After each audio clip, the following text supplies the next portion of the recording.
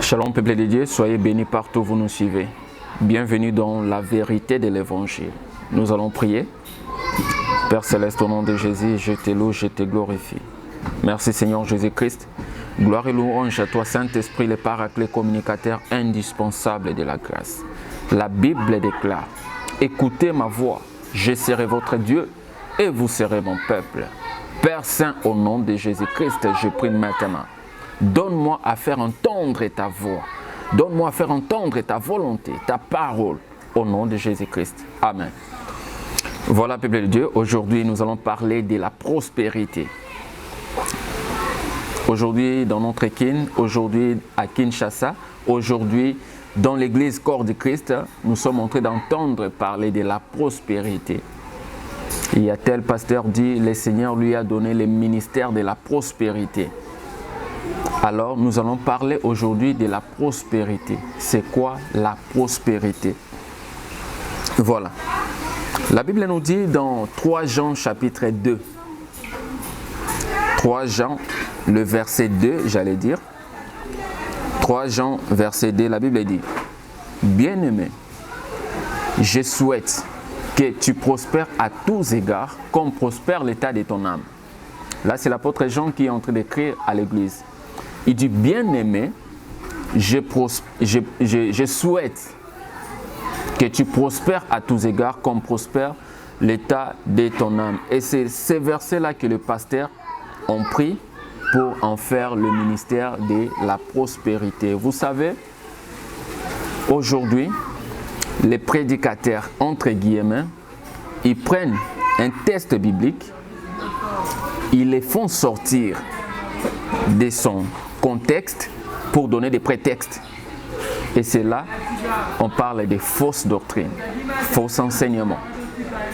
C'est là, on parle de la motivation. Vous savez, il y a la prédication, il y a ce qu'on appelle la motivation. La motivation, c'est lorsque tu motives quelqu'un, tu le pousses à faire quelque chose, tu lui encourages à faire quelque chose. Comme aujourd'hui, on motive les gens pour prier. On ne nous apprend pas à prier pour sa vie personnelle avec Dieu, pour sa relation personnelle avec le Saint-Esprit, mais on motive. Viens à l'église et le Seigneur va te donner ceci. Viens à l'église, tu seras béni. Viens à l'église, tu seras prospère. Viens à l'église, tu vas construire des maisons, tu vas te marier, tu vas voyager. Ça, il s'agit de la motivation. Mais nous ne sommes pas des motivateurs. Nous sommes des prédicateurs de l'évangile. Le message n'est pas un massage. Quand quelqu'un est blessé, on prend de l'alcool, on plonge dans la plaie, ça pique, on tourne, on lave la plaie. La personne a très mal, c'est pour le soigner. Alors si tu prends le bleu-blanc ou bien de l'huile pour caresser la plaie, tu n'es pas en train de rendre service à la personne blessée. Alors nous, le Seigneur nous a donné l'évangile qui est le message du salut et non le massage de la motivation. Voilà. L'apôtre Jean est en train de dire ceci, bien-aimé, je souhaite que tu prospères à tous égards comme prospère l'état de ton âme. Comme prospère l'état de ton âme. Nous allons analyser ces versets. 3 Jean chapitre 3 Jean le verset 2. Il dit, comme prospère l'état de ton âme. Mais comment l'état de l'âme peut prospérer? L'âme prospère comment? Notre âme, le siège de l'intelligence. Notre âme prospère par les Écritures, par la parole de Dieu. Il commence à dire bien-aimés. Mais comment ils sont devenus des bien-aimés? Qu'est-ce qui a fait d'eux, de cette assemblée dont l'apôtre Jean s'adresse? Il dit bien-aimés. Mais comment ils sont devenus de bien-aimés?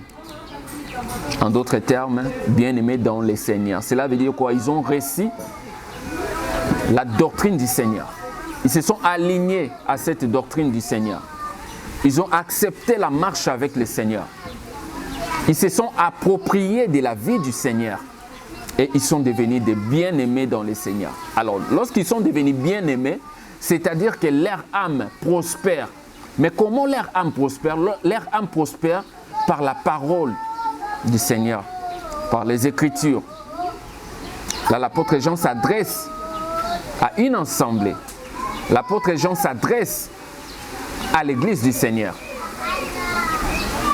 Ce n'est pas comme aujourd'hui l'église du Seigneur, qu'on appelle aujourd'hui l'église du Seigneur. Vous allez voir les gens, 15 ans, 10 ans, 20 ans, dans une église, ils ne connaissent même pas les Écritures.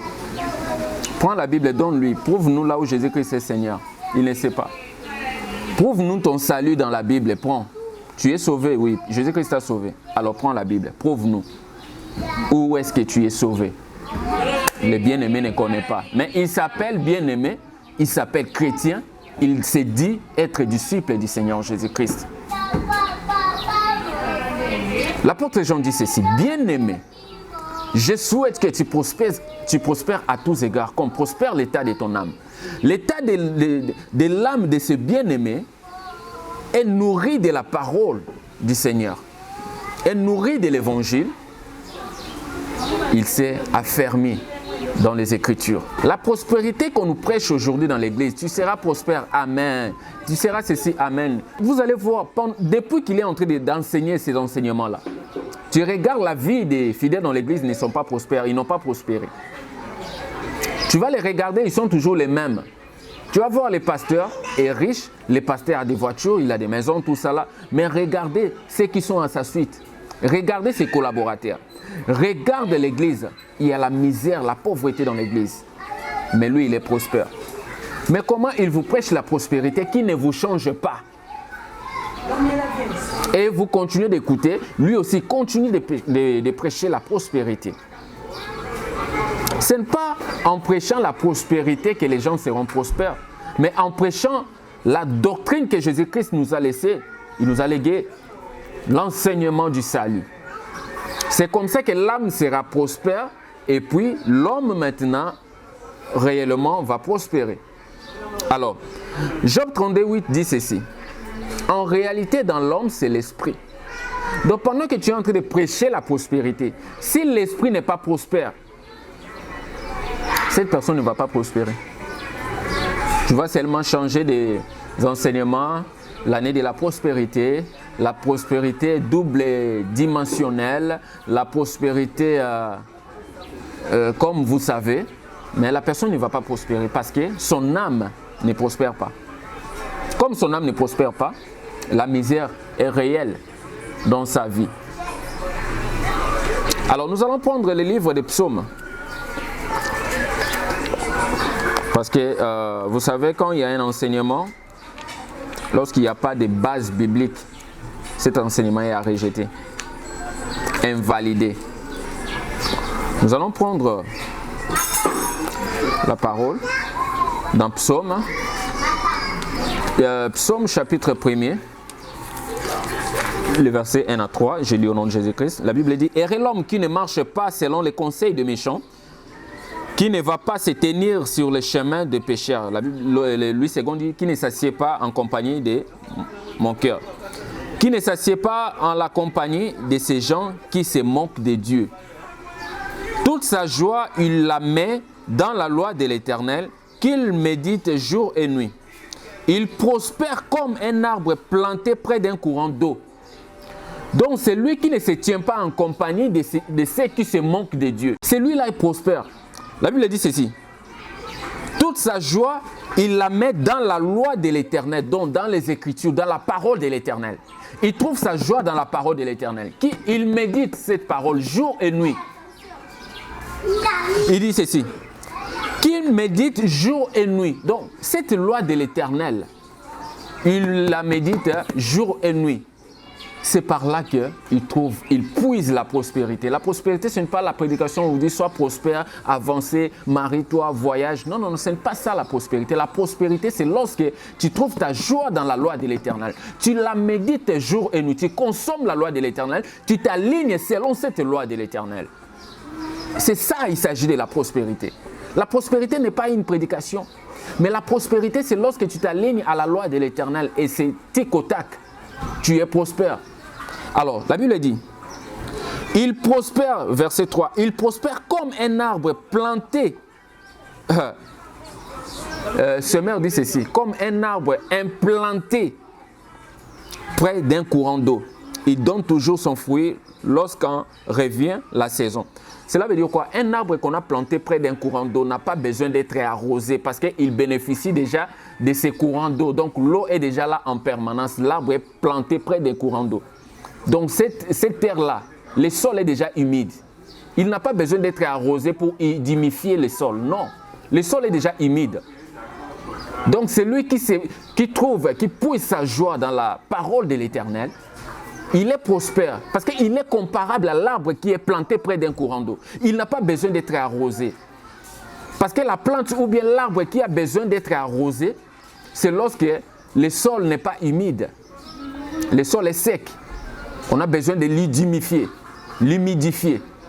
Alors lorsque le sol est humidifié, c'est alors que non, il va maintenant pousser des racines, il y aura des vitamines, tout ça, là, l'arbre va pousser. Mais c'est lui qui trouve sa loi dans la parole de l'Éternel, qui puise sa joie dans la parole de l'Éternel, c'est celui-là qui prospère. La Bible nous dit ceci: il prospère comme un arbre implanté près d'un courant d'eau, il donne toujours son fruit en sa saison. Donc dès que la saison arrive, il donne son fruit. Voilà la prospérité qu'il s'agit. C'est pourquoi la Bible nous dit dans le livre de Josué 1:8 que ce livre de la loi ne s'éloigne point de ta bouche. Médite les jours et nuits, c'est alors que tu réussiras dans toutes tes entreprises. Donc la prospérité est là. Il ne s'agit pas, sois prospère, amen, avance, amen. Non, quand tu trouves ta joie dans la parole de l'Éternel, tu prospères dans tout ce que tu fais, comme le dit Josué 1:8. Vous voyez que tout ce que je dis, il y a des bases bibliques. Ce n'est pas que non, le Seigneur t'a donné le ministère de la prospérité, tu ne donnes aucun verset qui prouve ce que tu dis. Tu prêches la prospérité, les versets que tu trouves là, tu prends un texte biblique, tu les sors de son contexte pour donner des prétextes. C'est ça la motivation. Il y a la prédication et la motivation. La motivation, c'est lorsque tu encourages quelqu'un à faire quelque chose. Là, tu es motivateur. Mais la prédication, il s'agit de prêcher la véracité de l'évangile. Il ne s'agit pas de bercer. Le message du salut n'est pas le massage de la motivation, mais le message du salut. C'est comme quelqu'un qui a la plaie. Tu prends l'alcool, tu laves la plaie, ça pique. Tu prends les ciseaux, tu fais plonger les cotons à l'intérieur, tu laves, ça pique, ça fait mal, mais c'est pour guérir. Et le message du salut, c'est comme ça. Quand ça pique, ça sauve. Amen, amen. Lorsque ça ne pique pas, ça ne sauve pas. Il faut chercher des prédications qui piquent, qui sauvent l'âme. Alors c'est ça, il s'agit de la prospérité. Aujourd'hui, le Seigneur nous avait mis à cœur de parler un peu de la prospérité. Voilà, nous allons prendre Psaume chapitre 82. Le verset 13 au 16e verset, la Bible nous dit ceci: car les justes poussent comme les palmiers. La Bible dit car les justes poussent comme les palmiers. Mais pourquoi la Bible compare toujours les justes à un palmier? Parce que les palmiers, tu sais, quand tu coupes les palmiers et que tu laisses les racines, les palmiers vont continuer à pousser. Demandez les villageois, ceux qui ont fréquenté des plantations, des palmes, tout ça là, ils vont vous dire ça. Les palmiers, pour détruire les palmiers, il faut les déraciner. Si tu ne déracines pas, tu coupes seulement et que la racine reste, les racines restent, elles vont pousser. C'est pourquoi la Bible nous compare souvent avec les palmiers. Et puis quand les palmiers s'élèvent, quand ils poussent, il est fort, il est puissant, inébranlable. Que les vents soufflent, donc les vents soufflent de part et d'autre. Le palmier va bouger mais ne va pas tomber. Voilà, nous allons parler des palmiers un jour. Car les justes poussent comme les palmiers, ils grandissent comme un cèdre du Liban. Bien plantés dans la demeure de l'Éternel, ils flétrissent sur les parvis du temple de notre Dieu. Ils seront féconds jusqu'en leur vieillesse. D'autres versions disent, ils seront prospères jusqu'à leur vieillesse. Dans la prospérité, il ne s'agit pas d'entendre la prédication de la prospérité, mais il s'agit d'être juste, il s'agit d'être bien-aimé. Comme l'apôtre Jean dit dans 3 Jean, le verset 2, il dit bien-aimé, moi je souhaite que vous prospérez à tous égards, comme prospère l'état de vos âmes. Et ici la Bible nous appelle les justes. Les justes, la Bible dit, ils seront féconds jusqu'en leur vieillesse et ils resteront pleins de sève et de vigueur. Ils proclameront combien l'Éternel est droit. Le second dit combien l'Éternel est juste. Il est mon rocher, on ne trouve en lui aucune injustice. Voilà la prospérité. C'est lorsque tu es juste. C'est lorsque tu es bien-aimé dans le Seigneur. C'est lorsque tu t'alignes à la loi de l'Éternel. C'est lorsque tu te rêves de la vie du Seigneur Jésus-Christ. C'est alors que tu es prospère. Dans la prédication, là où tu peux rester dans l'église 50 ans, on te prêche que la prospérité. Tu vas voir, ta vie ne va pas changer. Non, le Seigneur m'a donné le ministère de la prospérité. Vous, les prédicateurs, arrêtez d'emmener les enfants de Dieu dans la tombe. Quand tu n'as pas les mandats, laisse, ne continue pas. Tu vas transmettre la mort. Il y a des prédicateurs, au lieu de transmettre la vie, ils transmettent la mort. Parce qu'ils prennent les textes bibliques, ils les font sortir de son contexte pour donner des prétextes. Et ils disent que non, ils sont en train de prêcher. Tu ne prêches pas. Tu ne prêches pas. Tu es juste en train de vagabonder dans les champs de l'Éternel. Tu es juste en train de vagabonder. La Bible dit, l'arbre qui ne porte pas de fruits sera déraciné et jeté dans le feu. Donc change avant que tu ne sois déraciné et jeté dans le feu. Voilà, il s'agit de la prospérité. La prospérité, premièrement, c'est l'état de son âme. Lorsque l'âme est prospère de la parole de l'Écriture, de la loi de l'Éternel, c'est alors que la prospérité deviendra réelle. Que l'Éternel Dieu vous bénisse. C'était l'évangéliste Giovanni Monaco, les tissons arrachés du feu dans la vérité de l'Évangile. Soyez bénis.